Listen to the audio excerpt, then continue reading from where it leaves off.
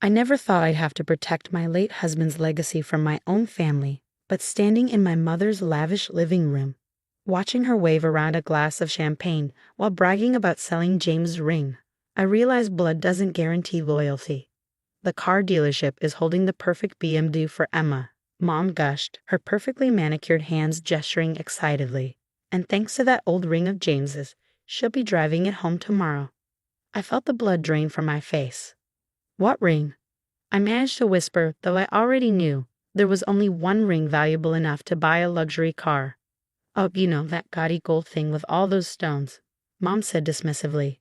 The one James's grandmother gave him. Emma needed something reliable for her new job, and that ring was just sitting in your jewelry box collecting dust. The room started spinning. James' grandmother's ring. The one she brought from Shanghai before the revolution. The one that had been in his family for 4 generations. The one James had proposed to me with, telling me its incredible history with tears in his eyes. How did you even get it? I demanded, my voice shaking. It was locked in my safe. Mom rolled her eyes. Don't be so dramatic, Sarah. I have your spare key, remember? From when you were in the hospital after James' accident. You never asked for it back. The accident. The head-on collision that took my husband's life 8 months ago, leaving me a widow at 32. The same accident that put me in the hospital for 3 weeks with a broken pelvis, while my mother apparently helped herself to my most precious possession. That ring wasn't yours to sell, I said, my voice growing stronger with anger. It wasn't even mine to sell. It belonged to James's family. James is gone, honey, Mom cut in, her voice taking on that condescending tone she used when she thought I was being unreasonable. And Emma needs a car. She can't keep driving that old Honda to her new accounting job.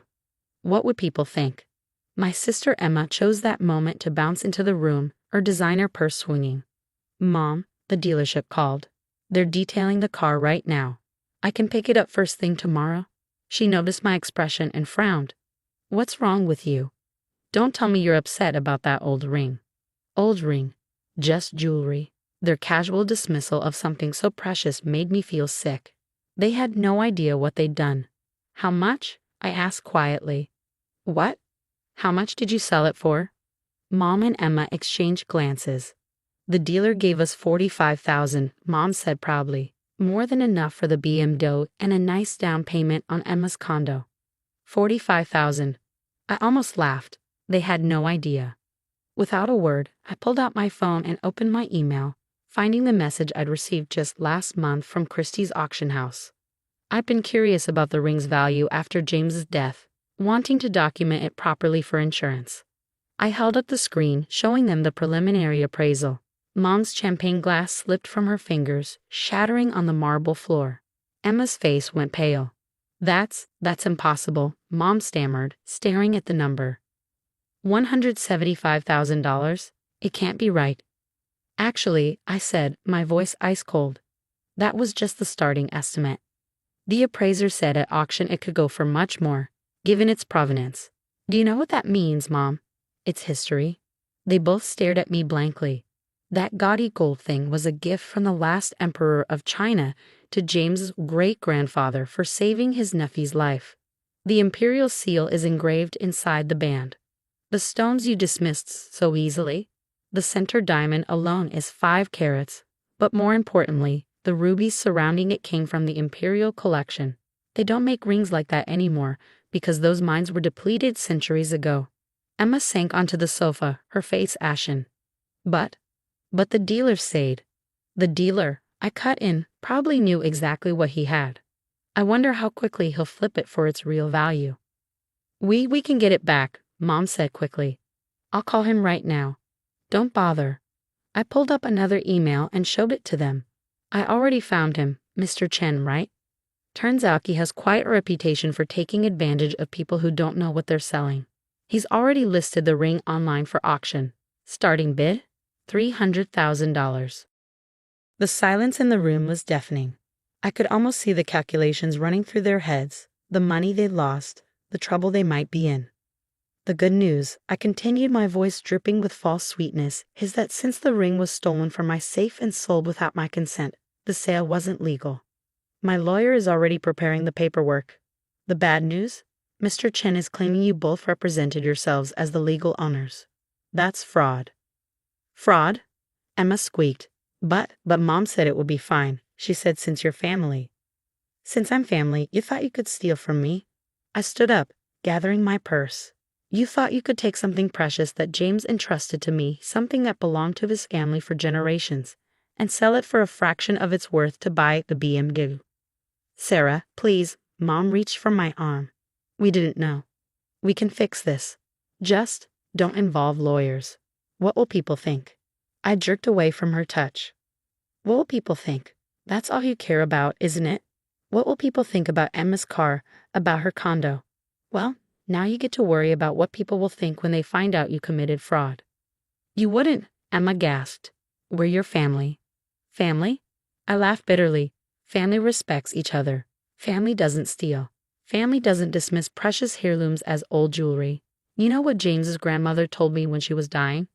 She said the ring wasn't just valuable because of its gems or its history. It was valuable because it represented honor, gratitude, and love. Everything you two just trampled on for a luxury car. I walked to the door, then turned back one last time. You have 24 hours to return the ring, or my lawyer files the paperwork. Your choice. As I drove home, my hands shaking on the steering wheel, I remembered James' grandmother, her small, strong hands holding mine. Her eyes bright with memory as she told me the ring's story. How her grandfather, a young doctor, had saved the emperor's nephew from appendicitis. How the emperor himself had presented him with the ring, saying that such skill and dedication deserved an imperial reward. But the true value, she told me, is in the love it represents. 4 generations of our family have proposed with this ring. 4 generations of strong marriages, of honor and respect. Now it's yours, Sarah. Guard it well. I pulled into my driveway, tears finally spilling down my cheeks. I'm sorry, I whispered, though I wasn't sure if I was apologizing to James, his grandmother, or both. But I'll get it back, I promise. My phone buzzed with texts from Mom and Emma. Please, excuses, accusations. I ignored them all. Instead, I called my lawyer. David, it's Sarah. Remember that ring I told you about? I need you to move forward with everything we discussed. Yes, even the criminal charges. It's time my family learned about consequences. I ended the call and sat in my dark car, feeling the weight of what I was about to do. My mother and sister had betrayed me, violated my trust, and stolen something irreplaceable. Now they would face the consequences, and no amount of "but we're family" would save them. The war for the emperor's ring had begun. The next 24 hours felt like walking through a minefield. My phone buzzed constantly with messages from various family members, each one more desperate than the last. Aunt Patricia, your mother is hysterical. How could you threaten legal action against your own family? Uncle Steve, be reasonable, Sarah. They made a mistake. Don't destroy their lives over jewelry. Cousin Beth. Emma's crying her eyes out. She might lose her job if this becomes public.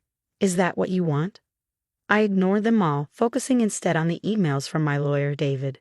He had already contacted Mr. Chen, the dealer who bought the ring, with a cease and desist order for the online auction. Chen's response was exactly what I'd expected, pure arrogance. Dear Mr. Harrison, his email read. I purchased the ring in good faith from 2 lovely ladies who presented themselves as its legal owners. If there's a family dispute, that's hardly my concern. The auction proceeds as planned. I was in my home office, reviewing the police report I'd filed when my doorbell rang. Through the security camera, I saw my mother and Emma standing on my porch. Emma's eyes were red and puffy, while Mom looked like she aged 10 years overnight. Part of me wanted to ignore them, but I knew this confrontation was inevitable. You have some nerve showing up here, I said as I opened the door. Please, Sarah, Mom stepped forward. We need to talk. We've been trying to reach Mr. Chen, but he won't return our calls. Of course he won't, I said, stepping aside, letting them in despite my better judgment. He knows exactly what he has. Why would he give up a fortune just because you suddenly realized your mistake? They followed me to the living room. Emma collapsed onto the couch, while Mom remained standing, wringing her hands. We went to the police, Emma said quietly. I raised an eyebrow. Really? Did you tell them how you got the ring? About using my spare key while I was in the hospital. We explained that it was a misunderstanding, Mom said. that we thought we had permission. Permission? I cut her off. When exactly did I give you permission to take a priceless family heirloom and sell it for pocket change? It wasn't pocket change, Emma burst out. It was $45,000, which you were going to blow on a BMW. I shot back. Do you have any idea what that ring meant? Not just its monetary value, but what it represented. It's just a ring, Emma muttered, but she wouldn't meet my eyes. Just a ring. I walked to my bookshelf and pulled out a leather-bound photo album. Let me show you something. I opened the album to a carefully preserved photograph from 1932. The black and white image showed a distinguished Chinese man in Western dress, standing proudly beside a much younger man. That's James's great-grandfather, I said, pointing to the younger man. And that's the emperor's nephew he saved. This photo was taken the day the ring was presented. I turned the page. Another photo, this one from 1960, showed James's grandfather proposing to his grandmother with the same ring. 4 generations, I said quietly. 4 generations of James's family treasured this ring. It survived the Chinese Revolution, the Cultural Revolution, the family's escape to Hong Kong. James's grandmother smuggled it out by hiding it in her boot. I turned to the final page, where a photo of James and me on our wedding day showed the ring gleaming on my finger. And you sold it for a car. Emma started crying again. Mom sat down heavily beside her. The dealer, Mom said hesitantly, he's asking for $500,000 to return it.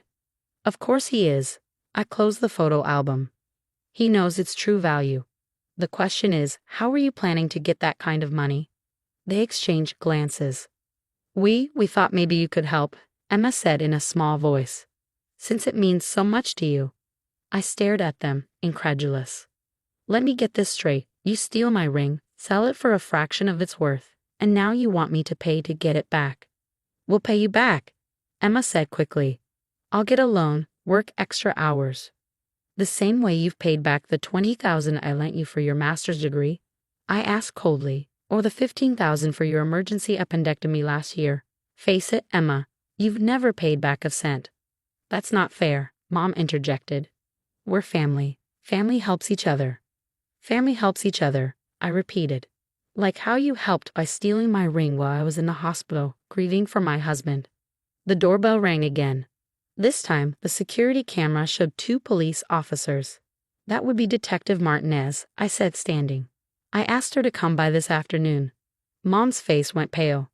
Sarah, please, don't do this. I'm not doing anything, I replied. You did this. All of it. Now you get to explain to the detective exactly how you got into my safe and what you did with my property. The next hour was excruciating. Detective Martinez took detailed statements from all of us. Mom tried to paint it as a simple misunderstanding, but her story fell apart under basic questioning. So you entered your daughter's house while she was hospitalized, used a spare key she'd given you for emergencies to access her safe, removed valuable property, and sold it without her knowledge or consent. The detective summarized. Mrs. Anderson, that's not a misunderstanding. That's theft. But I'm her mother, Mom protested. That makes it worse, not better, Detective Martinez replied. Emma sat silently through most of the interview, but when the detective asked about her role, she cracked. Mom said it would be fine, she burst out. She said Sarah has plenty of money, she wouldn't miss one piece of jewelry. She said since James is gone, there's no point keeping old memories. I felt like I'd been slapped. No point keeping old memories. James had been dead less than a year, and they thought I should just erase every trace of him. Miss Anderson, Detective Martinez addressed Emma directly. Did you represent yourself as the owner of the ring to Mr. Chen? Emma glanced at Mom, then nodded miserably. And Mrs. Anderson, did you do the same? Yes, Mom admitted. But we never meet. Intent doesn't matter, the detective cut in. You committed theft and fraud. The only question now is whether your daughter wants to press charges. All eyes turned to me.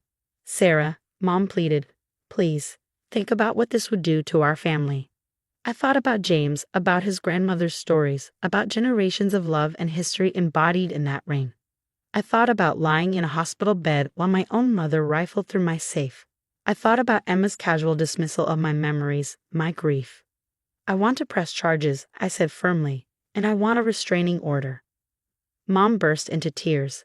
Emma looked like she might faint. Very well. Detective Martinez made some notes. Mrs. Anderson, Miss Anderson, we'll need you to come down to the station. You can call your lawyer from there. As the detective led them out, Mom turned back one last time. I'm your mother, she said, as if that explained and excused everything. No, I replied. You're the woman who stole my husband's legacy while I was in the hospital recovering from the accident that killed him. Get out of my house. After they left, I sat in my quiet living room, looking at the photo album. James smiled up at me from our wedding photo, his eyes full of love and promise. We'd had such plans, such dreams. A family of our own, a lifetime together, all cut short by a drunk driver on a rainy night. My phone buzzed with a text from David, my lawyer. David. Chen's lawyer reached out. They want to discuss a deal. I texted back. Me, no deals. I want the ring back, and I want them all to face consequences. David, it might get ugly. Me, it already is, but some things are worth fighting for. I ran my finger over James's face in the photo. I'll get it back, I promised him. Whatever it takes. The war for the Emperor's ring was far from over, but I was done playing nice. My family had chosen their path. Now they would face the consequences of their actions, no matter how uncomfortable those consequences might be. As night fell, I received one final text, this one from an unknown number. It was a photo of the ring sitting on what looked like a velvet display cushion. Last chance, the message read. $1 million, or it disappears forever. I forwarded the message to Detective Martinez, then blocked the number. They thought they could pressure me, threaten me. They had no idea who they were dealing with. James's grandmother hadn't just given me a ring. She'd given me a legacy of strength, honor, and determination, and I would live up to that legacy, no matter the cost. The media caught wind of the story 3 days after my mother and sister's arrest. I suppose it was inevitable. A priceless imperial Chinese ring, family betrayal, fraud charges. It had all the elements of a perfect scandal. The headline in the local paper made me wince. Local widow's family sells imperial Chinese heirloom for bomb. Ring's value estimated at nearly $500,000. My phone started ringing at 6 a.m. Local reporters, morning shows, even a producer from a true crime podcast. I ignored them all. But I couldn't ignore the email from Emma's employer. Dear Mrs. Walker, I represent the partners at Anderson and Mills Accounting. Given the serious nature of the fraud charges against Emma Anderson and the resulting publicity, we regret to inform you that her employment has been terminated, effective immediately. I should have felt satisfied. After all, wasn't this exactly the kind of consequence they deserved? But reading those words, I just felt tired. Empty. The weight of everything, James's death, the betrayal, the legal battle, seemed to press down on me like a physical thing. My doorbell rang. Through the security camera, I saw David, my lawyer, holding 2 coffee cups and looking grim. You've seen the news? He asked as I let him in. Hard to miss. I accepted one of the coffees. How bad is it? That depends on your definition of bad. He settled into my living room chair. Chen's lawyer reached out again. They're willing to return the ring. But they want immunity from prosecution. They claim Chen had no way of knowing the ring was stolen property. I snorted. A dealer specializing in Asian antiquities had no reason to suspect something was off when 2 American women with no connection to Chinese heritage sold him an imperial ring for a fraction of its value. That's their story. David took a sip of coffee. Your mother's lawyer also called. They're pushing for a deal. They'll help recover the ring if you drop the charges. No. The word came out sharp, definitive. They don't get to steal from me, try to extort me, and then escape consequences just because they're family. David nodded, unsurprised. I thought you'd say that. But Sarah, are you prepared for how ugly this could get? Before I could answer, my phone buzzed with a text from Aunt Patricia. Turn on channel 7 now. With a sense of dread, I grabbed the remote. The local morning show was running a live interview with my mother and sister. Emma was crying, perfectly made-up tears running down her cheeks, while Mom patted her hand sympathetically. We just wanted to help Emma start her new life, Mom was saying, her voice trembling. Sarah has everything, a beautiful home, a successful career. The ring was just sitting in a safe, gathering dust. We thought since James is gone, It could do some good for the living. I turned off the TV, my hands shaking with rage. They're unbelievable. They're actually trying to paint themselves as the victims. It gets worse, David said quietly. Chen's people leaked photos of the ring to several auction houses. There's already international interest. If it disappears into a private collection overseas, then we might never get it back. I finished his thought. My phone buzzed again. This time it was Detective Martinez. Need to meet. New development. Can you come to the station? The police station was a circus. Reporters clustered around the entrance, cameras flashing as I hurried inside. Detective Martinez met me in an interview room, her expression serious. We found something interesting in your mother's phone records, she said without preamble. Multiple calls to Chen's gallery in the weeks before James' accident. I felt the blood drain from my face. What? They knew about the ring before James died, she continued. They were planning this, waiting for an opportunity. The realization hit me like a physical blow. They'd been plotting this while James was still alive, waiting for their chance. My hospitalization hadn't been an opportunity they seized, it had been an opportunity they'd been waiting for. There's more, Martinez said. We found emails. Your sister was in financial trouble, gambling debts, credit cards. She needed money fast. Your mother used me to solve Emma's problems. Again, the pieces fell into place. That's why they needed exactly $45,000. It wasn't just for the car. It was to pay off Emma's debts. Martinez nodded. The BMW story was just a cover. They thought it would sound better than admitting to gambling debts.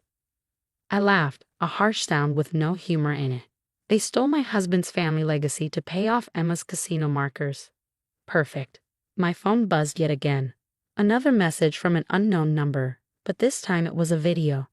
My hands trembled as I pressed play. The video showed the ring, but something was different. Someone was holding a jeweler's torch to it, the flame dangerously close to the ancient gold. A distorted voice spoke. $1 million by midnight, or we start melting. Your choice. Martinez swore softly. We can trace this. No time.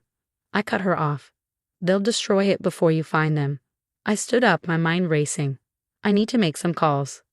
Sarah, Martinez called after me. Don't do anything rash. But I was already dialing James's cousin Michael in Hong Kong. If anyone could help, it would be him and his connections in the Asian art world. I saw the news, he said when he answered. We're already working on it. Every legitimate dealer and collector in Asia knows about the ring now. If Chen tries to move it, they're threatening to melt it down. Michael was quiet for a moment. That would be unwise. Very unwise. Some people consider that ring a piece of Chinese national heritage. If anything happens to it. I heard the warning in his voice. What are you saying? I'm saying sit tight, give me 6 hours. As I drove home, my mother's morning show interview kept playing in my head. It could do some good for the living. As if James's memory meant nothing. As if his family's history was just a convenient ATM for Emma's problems. The sun was setting when Michael called back. Check your email, he said without preamble. I opened my laptop to find a new video. This one showed Chen in his gallery, looking terrified as 2 very serious-looking men in suits spoke to him. Even without sound, the message was clear. The ring will be returned tomorrow, Michael said. No conditions, no payments, they've had a change of heart. How did you? Better not to ask. Let's just say some very powerful people take their imperial heritage very seriously. Chen's been reminded of that fact. I closed my eyes, relief washing over me. Thank you. Don't thank me, thank James's grandmother. She knew exactly what she was preserving all those years. As I ended the call, another text came through, this time from Mom. What have you done? Men came to our house. They knew things about us, about Emma's gambling. They said we've brought shame to a noble family's name. Sarah, please call them off. I deleted the message without responding. They'd brought this on themselves. All of it. The ring would come home, and my mother and sister would face justice. Not just American justice, but the weight of Chinese history and tradition they'd so casually dismissed. Some things truly were beyond price. The ring came back to me on a quiet Tuesday morning, exactly 9 days after my mother and sister had sold it. Detective Martinez personally delivered it, carrying the small velvet box as if it might explode. Chen surrendered it voluntarily, she said, watching me examine it carefully. Along with a full confession about his role in the sale, he's facing separate charges for attempted extortion. The ring was exactly as I remembered, imperial gold still gleaming, the rubies still blood red against the central diamond. I slipped it onto my finger, feeling the familiar weight. For a moment, I could almost hear James's grandmother's voice. Guard it well. Your mother and sister's plea hearing is tomorrow, Martinez continued. Their lawyer says they want to plead guilty to reduce charges. I nodded, unsurprised. After the visit from Michael's associates, they'd lost any appetite for fighting. The truth about Emma's gambling debts had come out, destroying their carefully crafted victim narrative. The local paper had run a follow-up story, ring theft linked to secret gambling addiction. They're asking to speak with you before the hearing, Martinez added. It's your choice. I thought about it for a long moment. No, I finally said. I have nothing left to say to them. That evening, I sat in my home office, the ring box open before me. My phone showed dozens of missed calls from family members, all trying to convince me to show mercy, to think about Mom and Emma's future. Instead, I opened my laptop and began to write. Dear Mom and Emma, by now, your lawyer has probably told you that I won't oppose the plea deal. You'll serve no jail time, just probation and community service. The gambling addiction treatment program is mandatory. Emma, don't fight it. I'm writing this not to forgive you, but to make sure you understand what you almost destroyed. This ring survived wars, revolutions, and exile. It carried the hopes and dreams of generations. When James proposed, his grandmother told us its story, not just the emperor's gift, but every proposal, every promise, every moment of love it witnessed. You saw it as just a valuable object, something to pawn for quick cash. You never understood that its true worth wasn't in its gold or gems, but in its history, its meaning, its soul. I don't hate you, I pity you. You'll never understand what real treasure is. Don't contact me again. Don't send others to plead your case. Some things, once broken, can't be fixed. Goodbye, Sarah. I sealed the letter and set it aside for their lawyer. Then I picked up my phone and called Michael in Hong Kong. The ring is safe, I told him. Thank you, for everything. Good, he said. Have you thought about what you'll do with it? Actually, yes. I looked at the ring, thinking about James, about his grandmother, about legacies and promises. I'd like to donate it to the museum in Hong Kong, the one with the Imperial Collection. It should be somewhere people can learn its story, understand its history. Michael was quiet for a moment. James would approve, he finally said. His grandmother too. I know. I smiled, feeling tears in my eyes. I'll keep the photos, the memories. Those are my treasures. The ring, it belongs to history now. 3 months later, I stood in the Hong Kong Museum of History, watching as the curator placed the ring in its new display case. The plaque told its story, the emperor's gift, the generations of love, the recent drama of its near loss and recovery. In the end, the plaque read, "The ring returned home, a testament to the enduring power of honor, legacy, and true value." My mother and sister were serving their probation back home. Emma was in treatment for her gambling addiction. The family had splintered into those who understood my actions and those who thought I'd been too harsh. I'd lost relationships but gained clarity about which ones actually mattered. As I left the museum, I touched my wedding ring, the simple gold band James had given me along with the emperor's ring. This was my treasure now, humble, but precious. Its value wasn't in its materials but in its meaning and the love it represented. Some might think I'd lost something by giving up the emperor's ring. But standing there in Hong Kong, watching tourists gather around its display, hearing them gasp at its beauty and history, I knew I'd gained something far more valuable. The knowledge that I'd honored its legacy, protected its story, and ensured it would never again be dismissed as just old jewelry. Sometimes the greatest victory isn't in keeping something for yourself, but in ensuring it ends up exactly where it belongs.